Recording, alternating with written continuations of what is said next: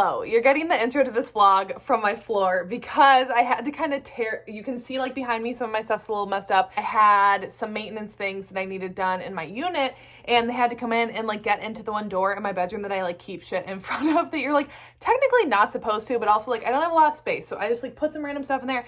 So my bedroom's just still kind of a mess right now and I think they still have to be in and out of it, so I'm just kind of leaving it in that state. So you're getting this intro from the floor. So today I'm very excited about this vlog that I'm going to be doing. So I am going to be reading some of Booktube's most hyped romances. Chose 3 romances that I have not stopped seeing on YouTube either this past year, and one of these is one that I saw back when I was just a lurker on Booktube. I didn't have a channel, I didn't comment, I didn't interact, I just watched, but it's one that I used to always see people talk about, always say how amazing it was, and I was like, one day I'll pick that up, and I haven't. So the 3 books that I have today. First book is the newest one, well actually one of the newest ones that I've seen hyped up on Booktube lately and on Instagram everywhere. Magnolia Parks by Jessa Hastings. We're gonna give it a shot. I'm excited. Then one of the OG ones that I have seen on here for years and years and years, this is not a new book, but one that has been on my radar for a long time, is A Love Letter to Whiskey by Candy Steiner. I have put off this book for forever because I think I'm gonna love it. And for some reason that, like, it makes me want to put books off sometimes. Then the third and final book, I tried to avoid this book for this vlog, so I don't know. This is the one that I'm most worried about and the one that I don't know if I'll love, and that is Flawless by Elsie Silver. I was trying to avoid this freaking book. I even like asked on my Instagram stories a while ago being like, what's like the most hyped book that you've seen on Booktube? So that way, cause like this was the third one that I had in mind, but I was like, maybe there'll be another one that everyone's saying that I like haven't even thought of. And like half of the responses were Flawless. So I'm going to give it a go. The vast majority of all of the Booktubers, like, I don't know, 20 Booktubers that I regularly watch, love these books. So we're gonna give them a go. Okay, first check-in, and it's very early for me to be making this check-in already, considering I just finished the very first chapter of this. First of all, the writing is I felt like I read that chapter really slow. Like the writing's taking me a second to kind of get used to. Like I don't have a rhythm reading it yet, so I'm hoping that just comes with time with this book. However, let me just say that in 15 pages, I already have such a sense of Magnolia and BJ's relationship. When he cornered, what was her ex's name? Calloway or whatever. When they had that little confrontation in the restaurant and BJ was like squaring up on behalf of Magnolia. I was already feeling that. I am already feeling that. So yeah, I'm excited to keep going. I just figured I'd check in super quick. Bit of a weird angle here, but just checking in as I finish getting ready. I'm going out to dinner with one of my friends tonight. We normally get together like once a month. We both love this one bar's chicken. So we meet at the same bar. We both get chicken, and we normally both get margaritas, which we pretty much always need during the week. But now I will be drinking for the both of us because she is having a child. So double the margaritas for me. Love that. I'm just finishing up. I still have to do my hair, but at least I'll finish up my makeup here. So Magnolia Parks check-in. I am on page 159. I don't know what chapter it is, but I'm hoping to get halfway through it by the end of tonight. I am loving it so far. There is literally no plot to it really. It's just these 2 characters living their lives, and I love that. I love a character-driven story when I'm compelled enough by the characters, and I am compelled enough by these 2. I'm loving the writing. I don't know what the fuck they're wearing. It's very heavy on like outfit descriptions and like designers and stuff, and it's like I have kind of an idea in my head because, in case if you didn't know, I used to be a big America's Next Top Model fan. I could like name every single winner from every single cycle. Honestly, I could probably tell you the order in which people get kicked off on each cycle. Like I was obsessed with that show and I still will watch it. Although they just took like all the seasons off of Hulu, which sucks and is annoying. So I do know some things that they're talking about in terms of fashion. So that's kind of one thing that I do tend to like gloss over a bit as I'm reading, but I do really like the writing style. I feel like I'm much more used to it now, just the way that it's told and written. It's just very different. I have not read a single book that I can think of that is written in the same kind of style. I am loving the back and forth between Magnolia and BJ. and their little like remarks to each other, like how's the weather there, that's so cute.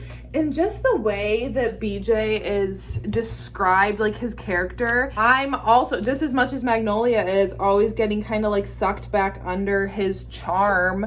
And not that she's like getting sucked back under it, like it's not like he's manipulating her, but just always trying to, like, she just can't help but fall into his orbit. But also he can't help but fall into hers, so it's mutual.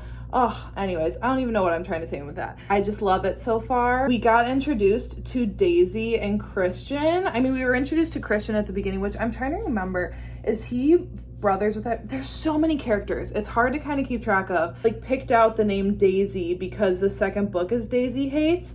So I'm assuming that it's her and Christian's book. I'd love to add another Christian on my book boyfriends list because I feel like all the hottest men are named Christian. And fun fact, if I was a boy, that's what my name was going to be. That's it for this check-in. I'm going to try to get more reading in tonight after the Bonds That Tie live show. I mean, I'm looking forward to it because I love talking with my friends every week. Like, I love doing live shows with them, but this series, if it was not for this readathon, would be DNFing. Magnolia Parks day 2 check-in. I got to page 250 last night, so I finished half of it yesterday. Going to finish the other half today. I got to keep up with the pace here. We're getting towards the end of the year. I got goals to hit. Now I'm like used to the writing style, so I like that. I like Tom. I like Tom England. Even obviously I know that her and BJ have to end up together. I am really liking her and Tom. And Tom's got his own shit. So he is in love with his dead brother's wife, if I'm correct on that. There's a lot of characters, a lot of different things going on, but if that is the case, I gotta sit up. But if that's the case, I'm intrigued by you, Mr. Tom England. I do like him as like a side character right now, even though I know that he's not going to be her end game, like her everything, you know? BJ, there's something about him that I just can't help but love, and I kind of feel like on the same page as Magnolia of being like, even when he messes up and does bad things, like at the club when he was letting that one girl dance on him and she showed up and saw him and that was like the catalyst of her getting with Tom, I still can't help but just want him to do better and for them to be better, and I do really like him. Also, Magnolia's dad hooking up with her nanny / like kind of guardian that she looked at. Love that. And also petty, her exposing that to the media. That's hilarious. I love that for you, Magnolia. Go you. That was funny. Okay, one thing super quick that I don't think I said earlier that I forgot about is that just how absolutely unrelatable these characters are, but yet they're totally relatable because they have wealth that I cannot even begin to fathom. And, you know, they're like in high society, you know, magazines are talking about them, like people know who they are, they have very rich and prominent family members, whatever. So they should seem out of touch. And like sometimes they do, especially Magnolia when she's talking about like fashion and like materialistic things that it's like, I will just literally never have.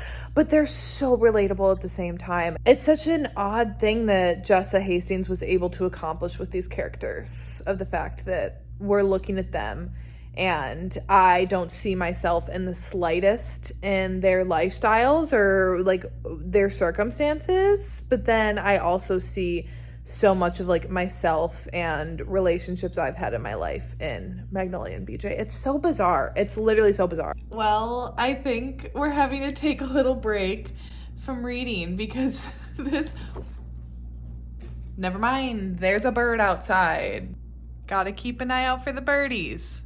Right? My little watch boy. Okay, I'm on page 400. I'm gonna try to finish this last 100 pages tonight. Fingers crossed, y'all. Just finished Julian's birthday party. I like Julian. Is he getting a book? I'd like to see him. Thank you very much. I love his little time that him and Magnolia had and how kind he was to her and that his security made her pancakes, but he's apparently like a tough mafia boss. Bitch, I'm sold. I love the back and forth. I love that. Here's the thing, though. We are now 400 pages in, and I was told that I would not miss the spice. I can confirm that I would, in fact, like spice. I would still like spice. I would not complain if there was spice in here, you know? Okay, I think I need to save the full check-in for tomorrow morning, but I just finished this fucking book. Actually, I need to hold it for the check-in, but just know that I'm throwing it. I knew it. I was sus. For a while now, I've been suspicious, especially with all of the talk of BJ being like, it wouldn't be better if she knew. Like, it'd be bad if she knew. It'd be worse if she knew the face to put to it. And I was trying to be like, I didn't think it was going to be some faithless person because, like, what would that bring to the story? You know, like, that's not going to bring any extra drama if it's, like, a rando. So I was like, it's got to be someone that we've been introduced to. And then when Magnolia was talking about how Paley, is that how you pronounce her name? How I literally got Arya out from under the bed because I'm being loud. When she was talking about how she was like the best friend after her breakup, crying with her. She said something about like crying with her both for herself and for me. I was like, that seems weird to put it that way. Extra suspicious. I felt like it was gonna be her, and oh my god, wild shit. Good morning. It's the next day after finishing Magnolia Parks last night. So, final thoughts on this one. I rated it in the heat of the moment last night. I rated it 5 stars. And after waking up this morning and ruminating on it and everything, I am going to keep it at 5 stars. I can't give this book anything but 5 stars, to be honest. Yes, there were some times where I was like, can we like get a move on it here? But overall, this book was so beautifully done. Like, I loved the writing style. It was just unique, the way that it was told. I love both BJ and Magnolia, even though they both are like very flawed characters. I couldn't help but just like root for them, especially when I know that they are quite simply the best and worst person for each other. I still want them to be together. The Paley and BJ sleeping together reveal at the end was awesome. Absolutely loved that. When BJ had to be like held back on the street, oh my god. I just, like, in real life, a man should never have to be held back because he's out of control. But in a book, I'm like, oh my god. It does something to me. It makes my heart go pitter patter. I get the hype. Around this book. First one is a major success. I'm definitely going to keep going on in the series. So I don't know what I'm going to start next. I don't know what I'm feeling. Actually, no, I do know what I'm feeling. I'm feeling a love letter to whiskey over Flawless. So I think I'm probably going to start a love letter to whiskey later today. But I'll keep you posted, but so far this vlog is off to an incredible start. Super quickly, we're gonna do a quick check-in. I am rushing to get ready right now. It is Saturday, and I didn't really have any plans today besides like reading all day. But then my parents just called me, and they're like, hey, do you want to go over to like the other side of the city that we live in and meet one of my cousins and her husband for lunch? My mom is the youngest of 7, so like my cousins are more like aunt and uncle ages. So like, yeah, so they're all, although I guess I need to stop thinking about that because on my dad's side, I have cousins that are younger than me that are now also married. I just need to get that through my head that it's like you're at a marriable age. Random shit aside, my parents were like, do you want to go with us? It's like a beautiful sunny day. I literally have nothing to do all day. So it was like, sure, hair is going to be what it'll be. I'm going to put a little bit more dry shampoo in it and try to do something with it. But I had straightened it yesterday, but it like curls because my hair is naturally curly. Quickly though, then let me update you with a love letter to whiskey before I literally forget. I think I'm at about page like 75 or something, 80 last night. I started last night on the reading sprints with Jess and Nikki. I am really liking it so far. I can already tell that it is going to be like a very emotional book, and I just feel like it's going to be like an emotionally draining book. And also, I did not realize that it was best friend's boyfriend. Honestly, I did not know that much about it to begin with, but I've only ever just heard that it was like a really, really angsty emotional romance that's told over like many years of these people just not ever being able to get on the same page. So I am like intrigued by that, but I had no clue that it was like best friend's boyfriend, even though they're not together right now because now, what's her face? B is off at college and she just arrived at college and Jamie is there. B has a boyfriend who is Jamie's roommate. So that's like some extra tea. Well, now that, what's her face? Jenna and Jamie are broken up. I was like, maybe they'll get together, but no, now B has a boyfriend. And the other thing that it's like, oh, when I heard B talk about the story about her name and like her dad and how her dad like raped her mother, and that's how B came to be. And then that B didn't know that for so long, and that she had like a relationship with her dad, because obviously like she didn't know that. I know I've read other characters where they have like similar circumstances to how they came to be in the world, but I don't think I've ever read a character, not that I can think of, that they still had like a relationship with that parent, you know, or that they had like been around that parent for so long and like we're still kind of dealing with that. Because like I'm thinking of like Kova from the Off Balance series, like he didn't have a relationship with his like family anymore, you know? And so that, I literally can't imagine that. So I'm interested to see how that works with B's story moving forward. Right now, when she said that she got to college, like that she's kind of like, she doesn't have much of a relationship with her dad right now because she's focusing on herself. But I'm just interested to see, you know, how that affects her, and if she like ever gets back into having like a relationship with him, or if it's just like done and over with. I need to cut it here. Thank you for coming to my super quick makeup tutorial. I'm gonna hope to get back into a love letter to whiskey this afternoon. I did not read much last night after the sprints because we stayed on like talking afterwards for a while, and then by the time that we were done, I was catching up on Real Housewives of Salt Lake City because the new season started, and I did not realize that, so I was getting caught up on that. Good morning, happy Sunday. I am on chapter 14 and I'm liking it. I'm liking it a lot. Will I say, was I as eager to wake up this morning and come out here on my couch and like settle in to read this? No, but I am really liking it. Right now it's radiating 4-star energy. We'll see. I'm really enjoying it. I like both of the characters. I like the back and forth. I like the angst. I definitely don't think it's as angsty as Magnolia Parks.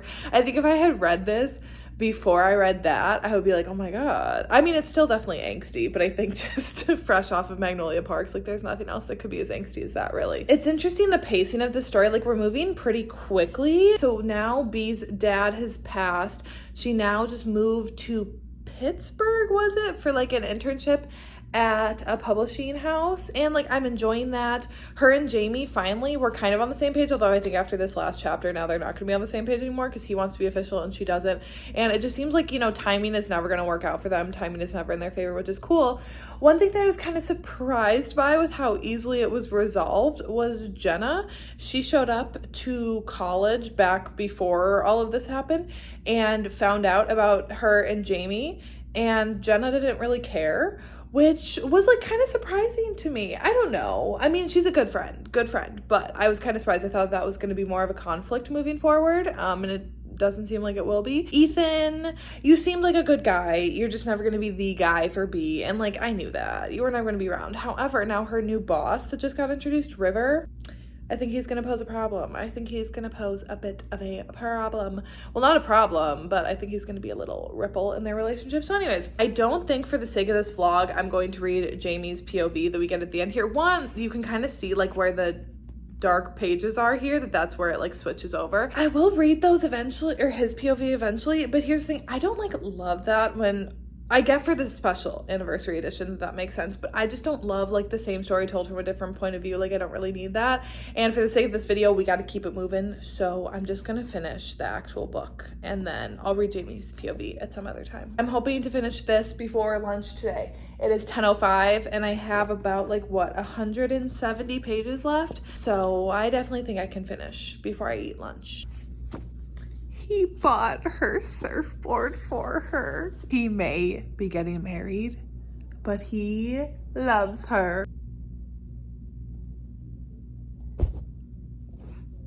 There have been so many times that I've watched a video and someone has said like, this book made me want to chuck it across the room. And I've never felt that way before. Like I really can't recall a time where I've ever physically been tempted to chuck a book across the room. But right here, right now, if this book wasn't so pretty, it'd be across my living room. I think I only have 20 pages left and she just married Brad. I don't know what to do with myself.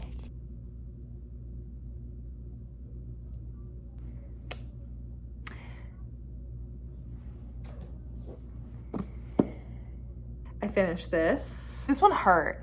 This one hurt. This hurt way more than, I mean, I'm trying not to compare the two books, because obviously that's not what we're here for, but this one, I felt like physical agony in this. Two moments specifically. One, when she said the line was like that he never called after his engagement to Angel was over and everything, and he told her to wait, and then that line of like, and he never did, and then it's her going through those months of just like not hearing from him whatsoever. That was absolutely gut-wrenching. And then the second time, it was when he showed up with the wedding invitation, and then it was talking about her getting married, and I was like, what the fuck, you two? This was incredible. I totally understand why this is so hyped up, why so many people love this book, because it was amazing. I definitely don't want to read Jamie's POV right now. Even after finishing, I thought like maybe I would change my mind and be like, fuck it, just go ahead and finish it, or go ahead and read it. But I don't feel like reading it right now, to be honest. I need an emotional break from this. I absolutely loved that we didn't even get any time of them being a happy couple. That is fine with me. I don't need to see them happy and in love. So I kind of love that this ended without us really getting to see that, but just knowing that they are together now. And that's good enough for me. This was 5 stars, and I totally understand why so many people love this book so much. Yeah, I don't know why I didn't read it sooner. How far have I made it into Flawless so far?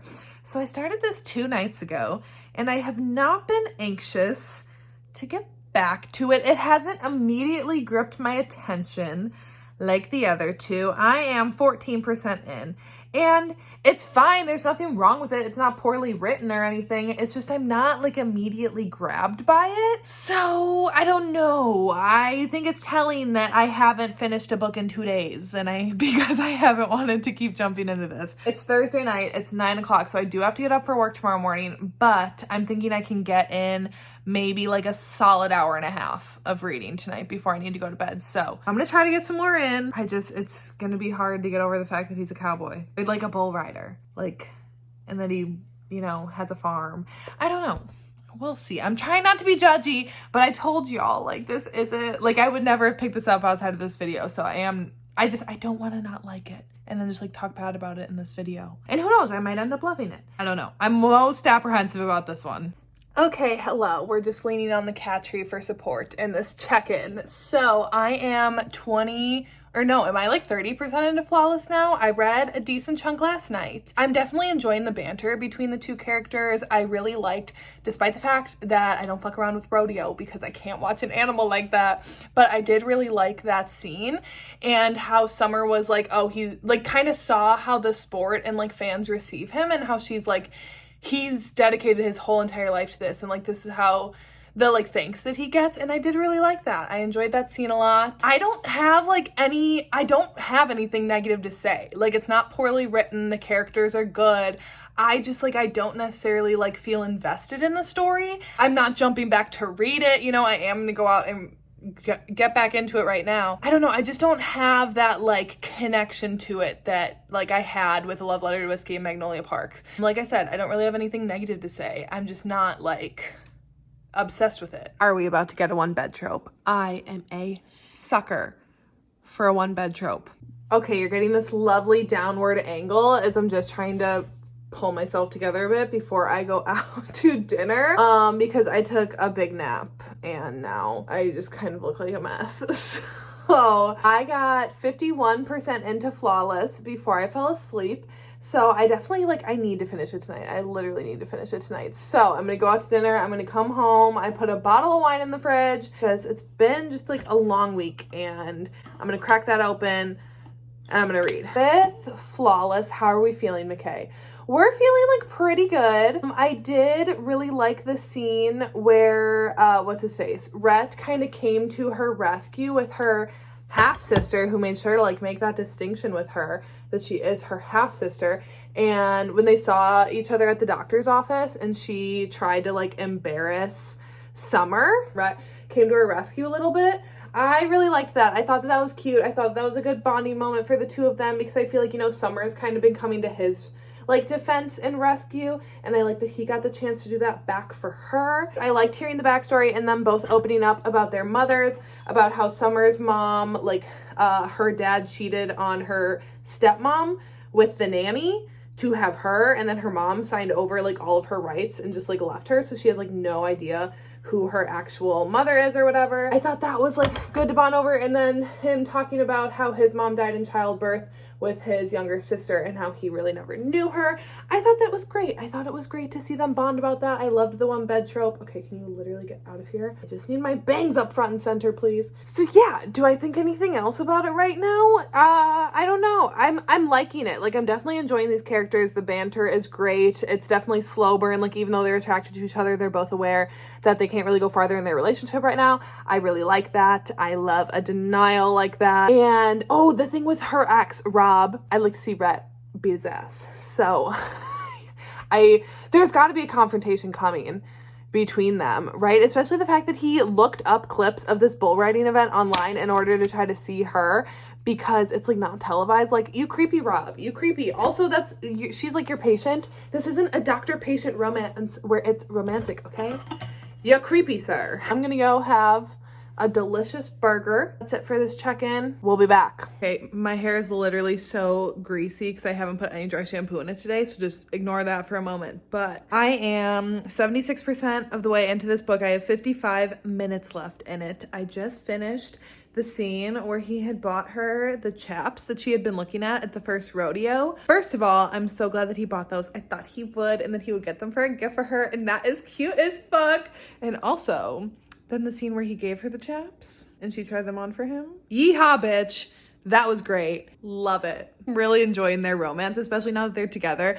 I'm still liking that they're maintaining that level of banter, but they also just have like a respect for each other and really trying to show the other that they deserve more than what they've kind of allowed themselves to have. Like how Rhett has settled for his family just kind of like not caring about what he's doing, and she's like, no, they should care, and is trying to get them to care. And how he's like, you deserve more than Rob, you deserve more than like just trying to do the right thing, and instead of just doing what makes you happy and stuff, and like allowing her to just listen to what she actually wants and not what she like should be doing, you know? I'm really enjoying that. I'm enjoying their dynamic a lot. I'm gonna try to finish this quick before I have to head over to my parents to help them out with a project today at their house. So I got 55 minutes left.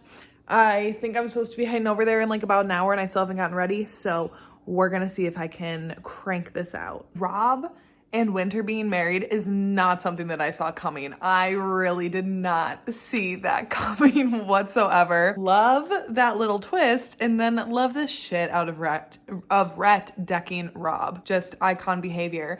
And when he said that, when Summer was like, I don't need you here being like all possessive, and he's like, I'm not possessive, I'm protective, and I'm protective of you. I was like, bitch, Rhett, you're making me question what my type is. You really, really are. Because that, damn, I loved that. Hello. All right. So it is now the afternoon of the morning of my last check-in. So I did have to go over to my parents to work on like some projects over there with them. But now I'm back home, and I did finish Flawless before I left to go there. Dorian, you're perched on the cat tree. And of course, ow, this is getting stuck in my hair. And of course, they need to climb it. So my final rating of that, I'm giving it 4.5 stars rounded down to 4. And here's why. I absolutely loved the ending of the book. I loved the last half of the book. I thought the last half was great. I really enjoyed that, but it couldn't make up for the first half where I was kind of like, I don't know, like I'm kind of bored, you know, whatever. So 4.5 out of 5, but rounded down. So I really liked at the end, it was serving a Cinderella story ending with Hilary Duff and Chad Michael Murray when he like leaves the football game for her. Oh my God. And when he got off the bull for her, stop it. That shit was cute. The Winter and Rob thing, I never saw coming. I loved that. I loved the dynamic. The spice was great. I liked that even though it was kind of third act breakup-y, it was still more like we just need space from each other. We're not like done with each other. So I did like that. I liked Summer's relationship with her dad. I love the relationship also that her dad had with Rhett. Like that was cute. Overall, like I definitely enjoyed it way more than I thought I was going to. I was really nervous going into this book because I didn't want to not like it and then just sit here and talk bad about it. But the book was solid. Like is this one, it's not going to be a favorite for me, but I do understand the hype around it, and I understand why other people really love it. It's just personally, it's not going to be like a top book for me, but it's still like a good book. I would recommend it. And I'll put Heartless, the second book, on my TBR, basically because Cheyenne said that that one's like pure smut.